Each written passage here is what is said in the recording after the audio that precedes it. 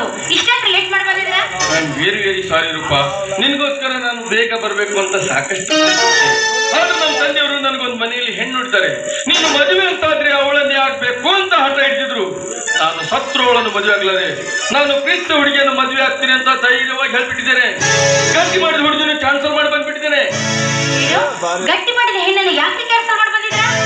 ರೂಪಾ, ವೀಣೆ ನುಡಿಸಲು ತಂತಿ ಬೇಕು ಹೊರತು ದಾರದ ಎಳೆಯಲ್ಲ.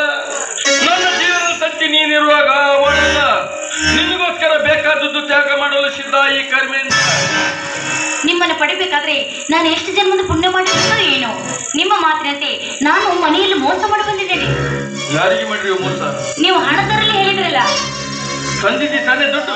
ಪ್ರಿಯತಮನಿಗೆ ಪ್ರಾಣ ಸಂಕಟ ಆದಾಗ ಪಾರು ಮಾಡೋದು ಪ್ರಿಯಸೇವ ಕರ್ತವ್ಯ.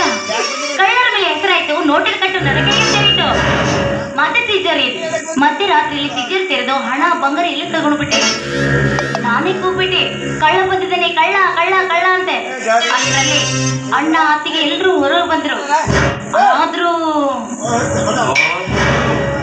ನನ್ನ ಅಣ್ಣನಿಗೆ ಮಾತೇಶನಿಗೆ ತುಂಬಾ ಅನುಮಾನ ಬಂದ್ಬಿಟ್ಟಿದೆ. ಅದ್ರ ಬಗ್ಗೆ ನೀನು ಯೋಚನೆ ಮಾಡುವ ಅವಶ್ಯಕತೆ ಇಲ್ಲ. ನನ್ನ ಉಪಾಯ ನೀನು ಪಾಲಿಸಿದ್ರೆ ನನ್ನ ಧರ್ಮ ದೇವಕ್ಕೆ ಆಗ್ತೀಯ. ಇಲ್ಲಿ ಹೋದ್ರೆ ನೀ ತಂದ ಹಣದಿಂದ ನಮ್ಮಿಬ್ಬರ ಹೆಣವಾಗುವುದು ಖಚಿತ. ನಿಮ್ಮ ಮಾತು ನಾನು ಪಾಲಿಸ್ಕೊಡ್ತೇನೆ.